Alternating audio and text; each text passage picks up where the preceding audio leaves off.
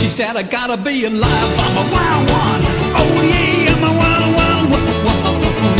I'm gonna break loose, I'm gonna keep it moving while I'm gonna keep it shaking, baby, I'm a real wild child.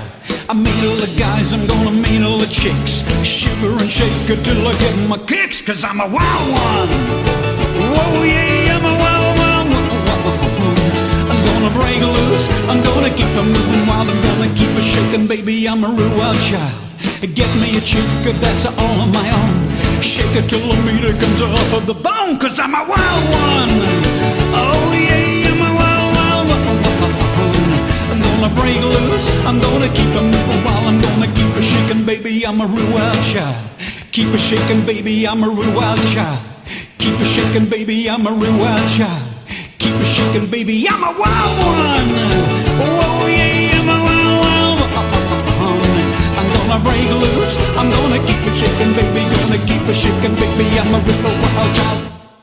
Welcome everybody. It's just such a blast to see so many people here, so many fans, but also so many musicians and associates of Johnny O'Keefe who've come today. And I'm really thrilled that Barry and Jan O'Keefe are here, Lonnie Lee and Suzanne are here, John Greenan's here, Bob Birtles is here, Lou Cash is here, Mike Seng, Alan Dale is here, Stuart Rubin from Warner Music, Jason Inman, a JOK fan and collector extraordinaire, Andrew O'Keefe is here, thank you so much for coming, and other people who've been touched by Johnny O'Keefe in over, well, really 50 years of the time we've had his music, and it's today, of course, tomorrow really is the 30th anniversary of his loss, and I just wanted to do something today to mark that occasion and to sort of celebrate his legacy.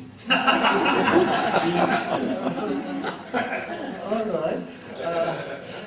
And he gave me a little record with a big hole in it. He said, this kind of stuff you have to play. And my wife Beth, as usual, was making coffee, bring out people. And we had a beautiful telephone radiogram ready to play Beethoven and every big classic. And John gave this little thing, he said, this adapter, and he put it on. And there was this explosion of sound. And Beth so stopped with the coffee, she came to, is she singing English? And John was saying, yeah, it's Little Richard.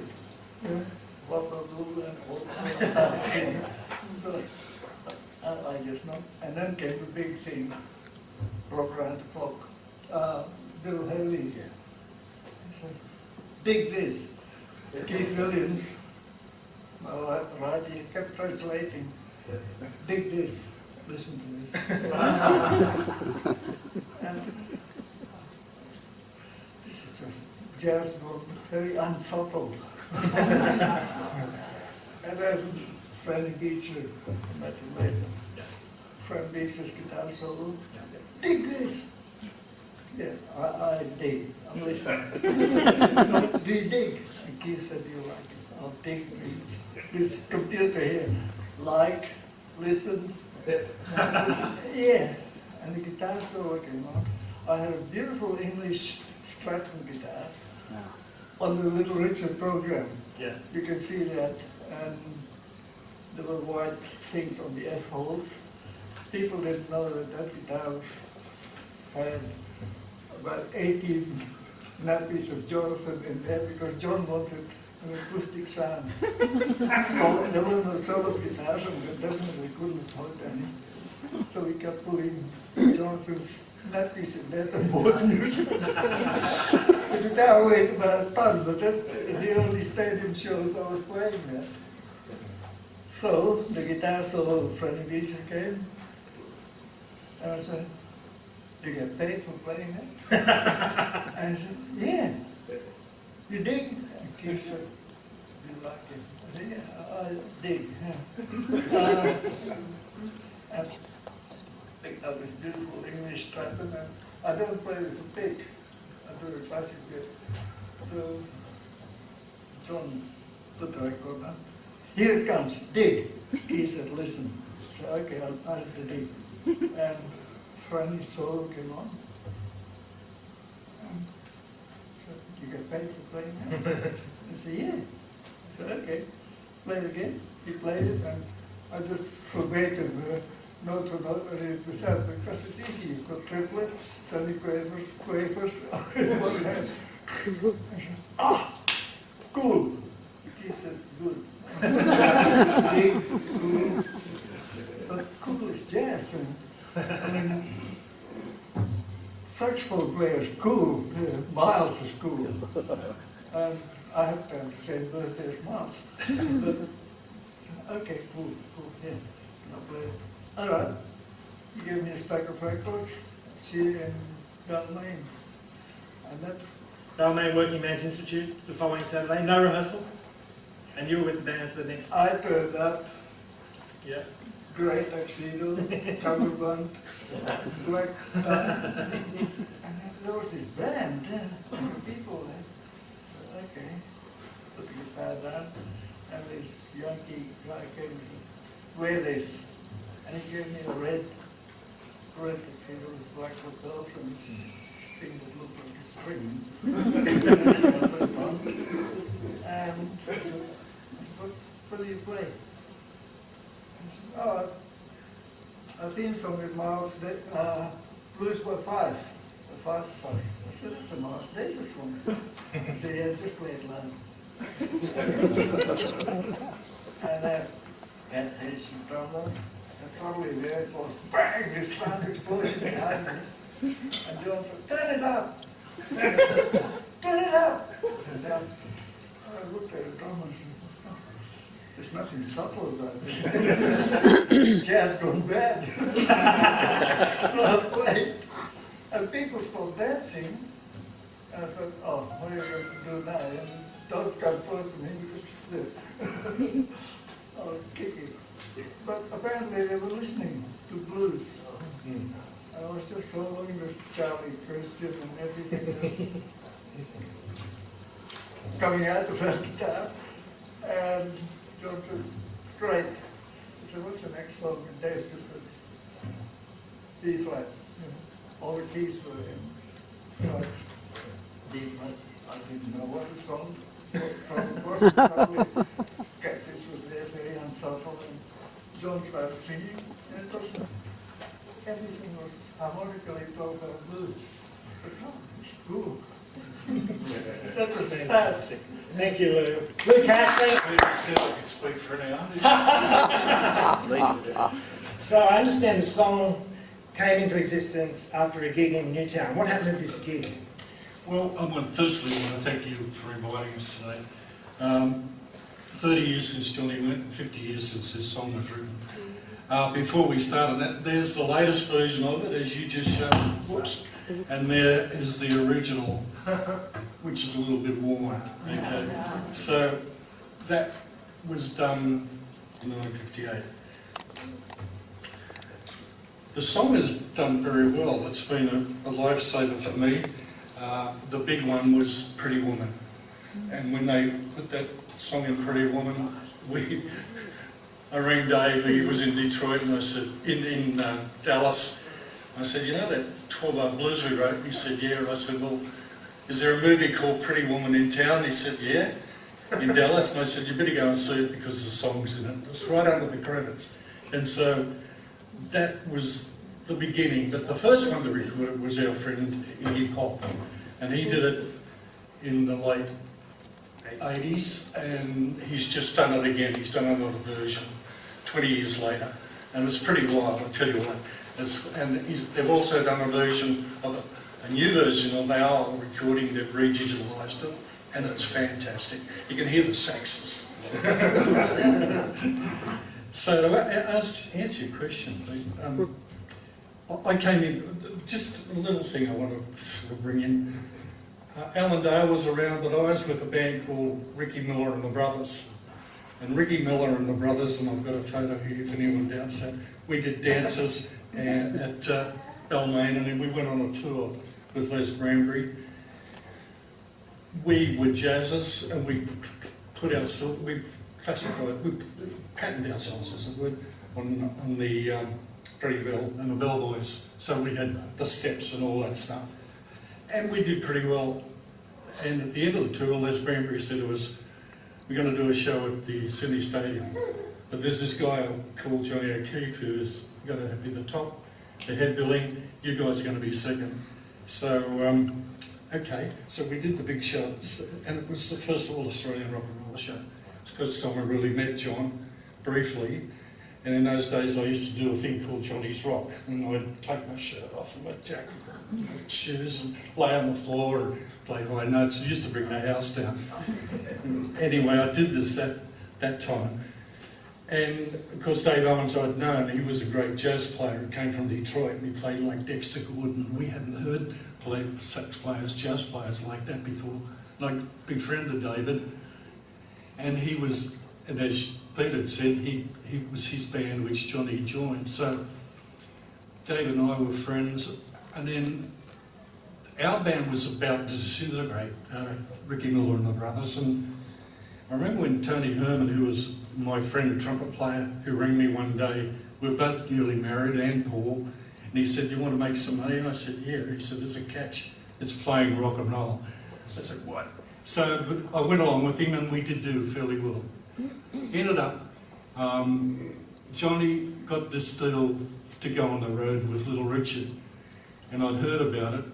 David mentioned it to me, but I was certainly not ever thought that I might do it. The next thing, Johnny O'Keefe rings me and he said, "Hey man," he said, "we're going on tour with Lee Gordon." He said, I need another sax player because I've sacked John Balcom." And I knew John. And I said, "Oh, okay." And he said, "Yeah, I saw you doing the thing with Ricky Miller and the Brothers." He said, "So that'd be good, and Dave's recommended you." So I then said yes and met him the next Sunday and the rest of the guys. Lou, it's the first time I'd met those guys, and Catfish in the Spelson's restaurant, I think underneath the O'Keefe, Ray O'Keefe's shop, clothing shop.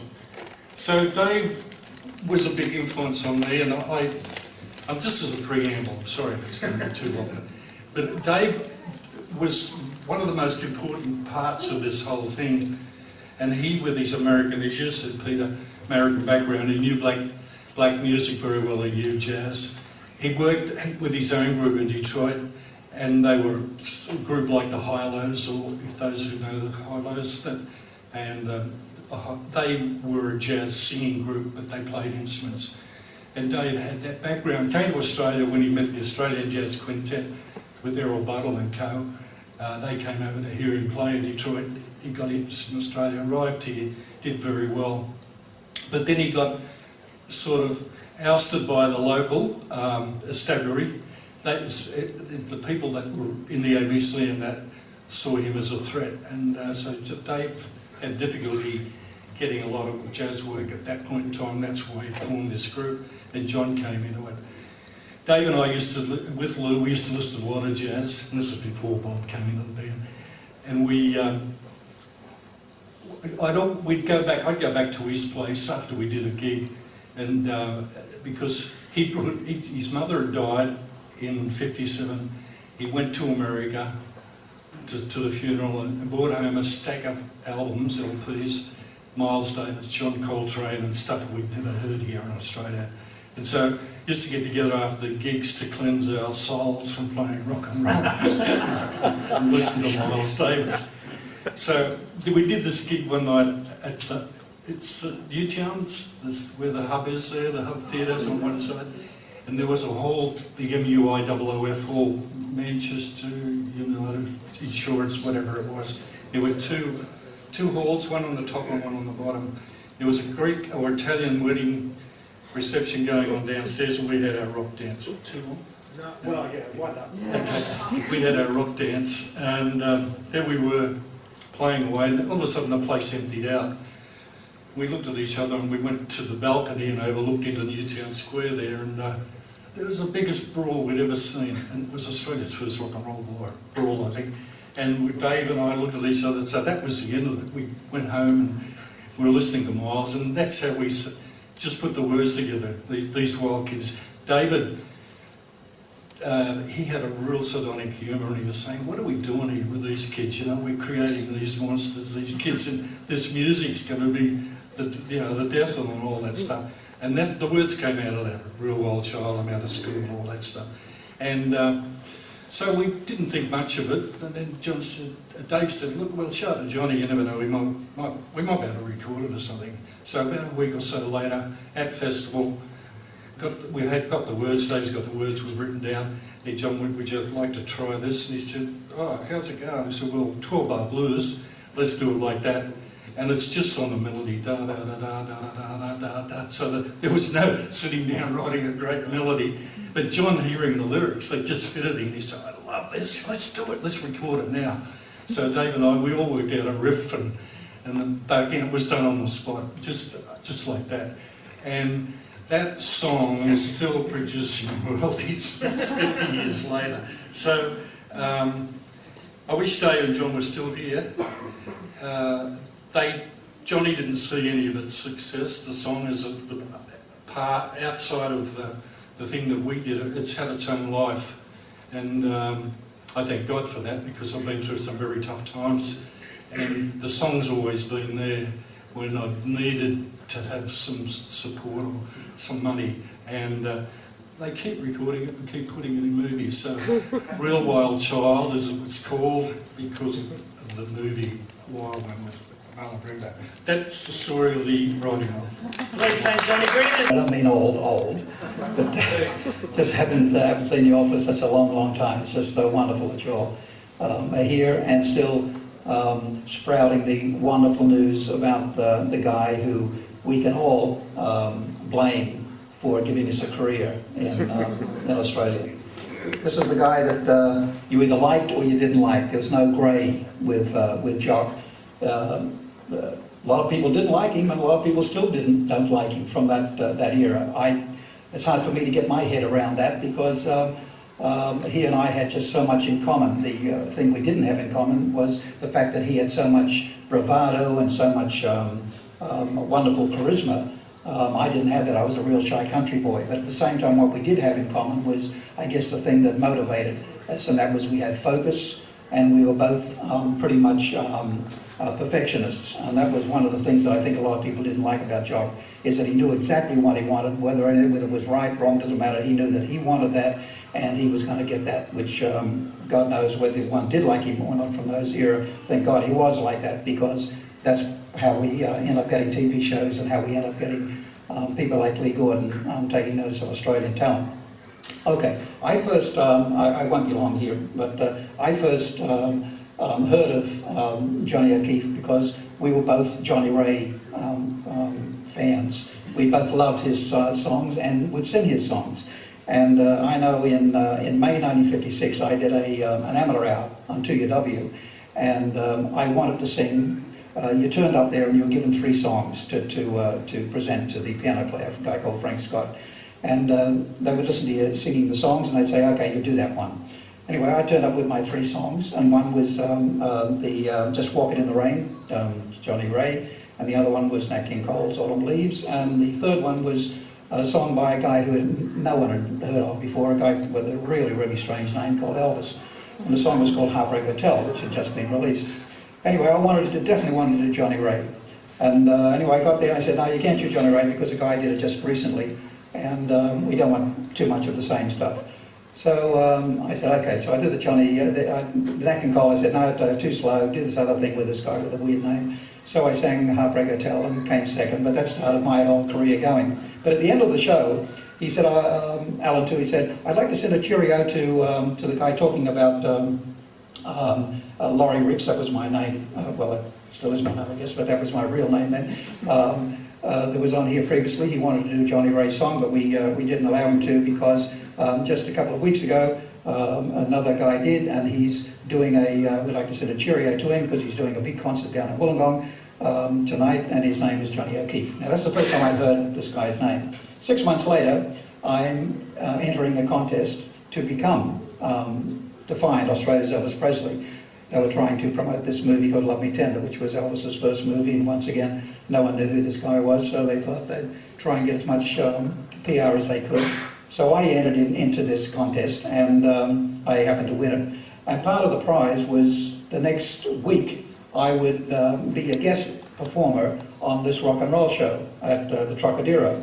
which was, I think, one of the first rock and roll shows at the Truck. Anyway, I went along there, and it was Jock in his red suit. He was the dude that was the compere of it. And also part of my prize was that I would be on the Little Richard show, and that was part of my prize also. Anyway, I sang my songs at the Trocadero with the, forget his name, with the orchestra in the shell, whatever it was, a real straight orchestra. We did our stuff, and I didn't end up doing the Little Richard show. Somehow something happened there, and I didn't end up doing it, but Jock did it, and whoever else did it. But that was, from that moment on, we developed a sort of a relationship that was a little distant, but there was a respect. He had a respect for me, and I had a respect for him. He was 5 years older than me, so it's a wonder he did respect me at all, because I was just really a kid to this 21-year-old guy. Anyway, 1957, he was doing all his stuff, and way ahead of me, I was doing my rockabilly business. I had a little rockabilly band, and we were doing stuff through there.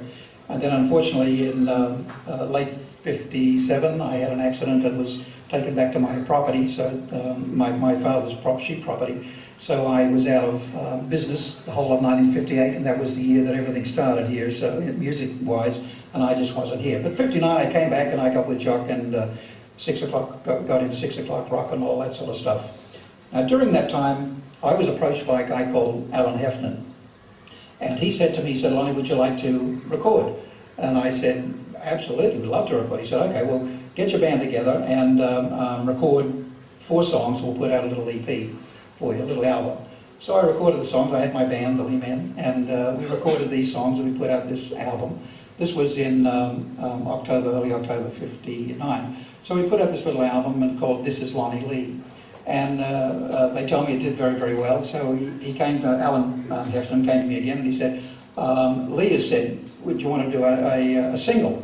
And I said, "Wow, absolutely, I'd like to do a single." So he said, "Okay, we'll get a couple of songs together and go to the rehearsal above Woolworths, the ABC in King's Cross. That's where the rehearsal was, and we'll see what we can see what you can record." So I chose a couple of songs, or actually it was one song. I chose a song called "Shame on You, Miss Johnson" by a guy called Bobby Freeman, and who'd previously done a thing called "Do You Want to Dance," which was very popular. So anyway, I turn up at this at the rehearsal. The band's there. The guys sitting here were there in the band, and part of my band as well, Peter Baisley. And we do the rehearsal, do this thing, and it sounded really, really good. And Jock came along and he said, "Well, what's the other song you're going to do?" And I was so stupid and so naive. I said, "Well, I just got one song together." And he said, "Well, you've got to have 2 songs on a record." And I said, "Oh yeah, of course." So anyway, he said, "Well, what else do you want to record?" And I couldn't think of anything. My mind went just blank. And he said, "Okay, well, maybe we'll send the band out for lunch, and we'll see if we can write something." So we sat down at the piano, and we ended up writing something. And it was turned out to be "Ain't It So," which was my first seller, and the thing that started off my whole career. It took us 20 minutes because by the time the guys came back from lunch, we rehearsed it, and there it was. Went in and recorded it, and that was it. But at that time, John didn't have much to do with Lead On Records. He was still contracted to Festival Records. He wasn't involved too much with Lead On. But it wasn't until a little bit later on that Alan Heffernan, who had been sort of by proxy looking after this thing, and although he the label, although he wasn't too much involved in the creative side of it, he just knew who he wanted to record. He was mainly in trying to sell the stuff, because they were up against EMI and at the time CBS and the Australian Record Company, and so it was very, very difficult to have these big competitors. But he was a great salesman, Alan Heffernan, and he was the guy behind Lee Gordon and really made Lee Gordon out here. But anyway, I guess around about 1960s, maybe around about 60, in the middle of 60 sometime, he had said John was really wanting to get in and do more things other than just performing. And he should have, because he was really, really talented. He knew what he wanted, he knew what a hit song sounded like, he knew the types of things that the people, he could really, really relate to the audience out there. And so many entertainers and so many executives couldn't then and still can't now. But he really had this great gift being able to do that. And so Alan Heflin thought, okay, well, I'll give him a shot. So he got a couple of the different artists and recorded them, and I was one of them, and did so well in being able to choose these particular artists. And he had a great band, a fantastic band, that just had to succeed. And of course, that with television, when television came along, 6 O'Clock Rock and the Johnny O'Keefe shows came along, well, it sort of just blew everyone out of the water. The major labels really didn't have a leg to stand on because they weren't in contact and in touch with the minds and hearts of the teenagers of the time, whereas JOK was. Unfortunately, a few of us guys were as well.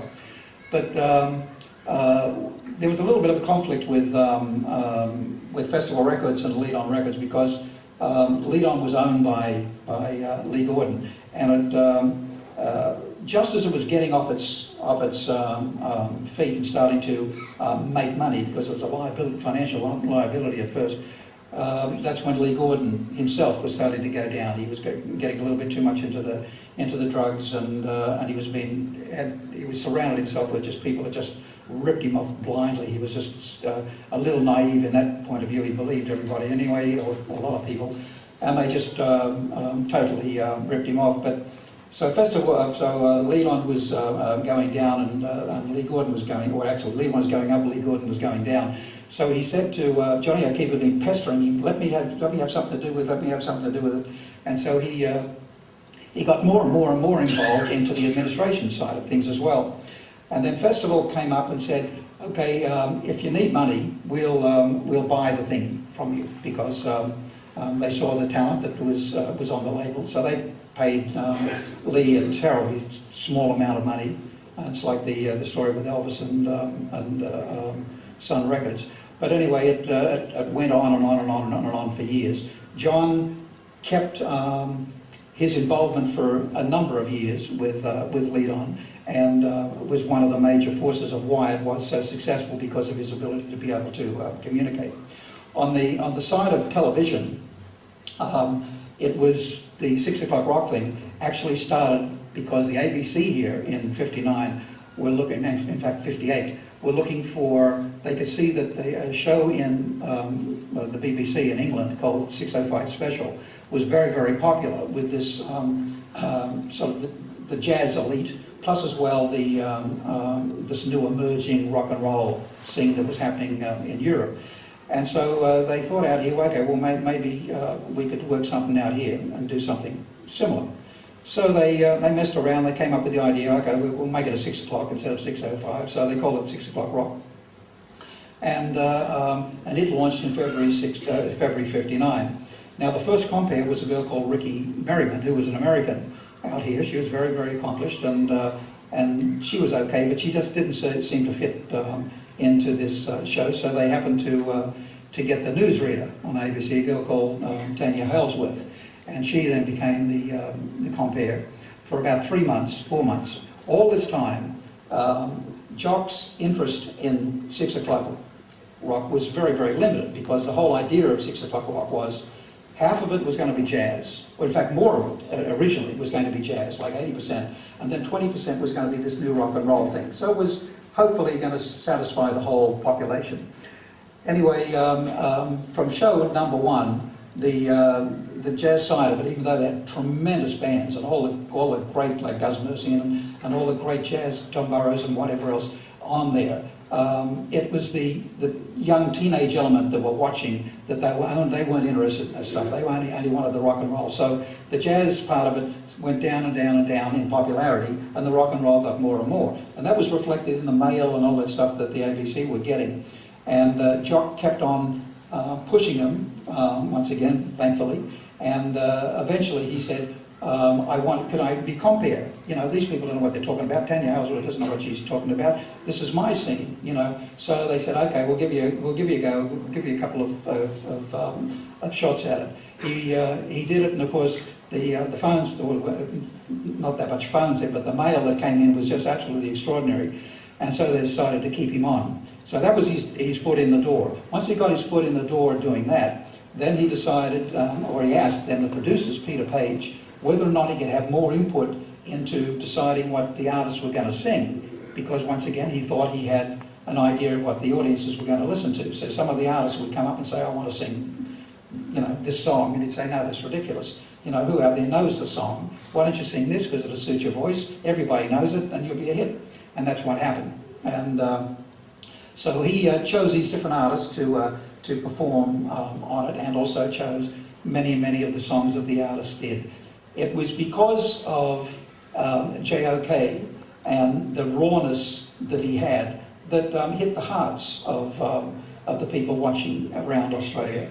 And while Bandstand was doing its thing and all pre-recorded and all nice and lovely and all that, it was a great show and it got to lots and lots of people. It was, I believe myself, that it was 6 o'clock rock that was the one that really kicked rock and roll and kicked the idea of Australian superstars on. And we can really thank J.O.K. for it. And I'd like to just say, just before I go, that it's wonderful to see Barry and to see Andrew and Jock's family here, because they do have to be very proud of this man who I knew very well. He was the best man at my wedding.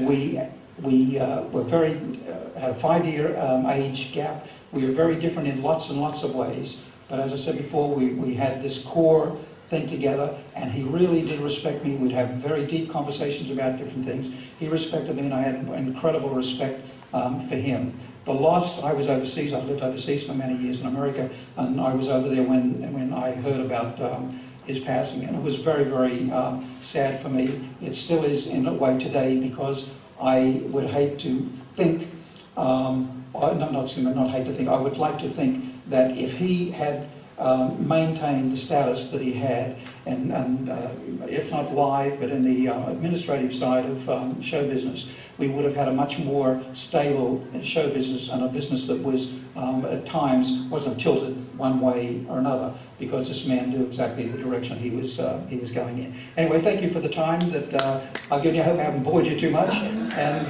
there you go. Thanks, Pete.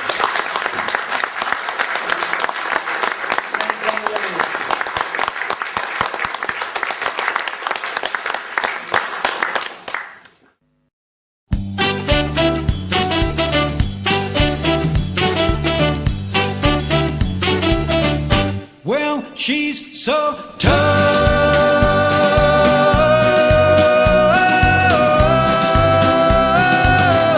That's why I love her.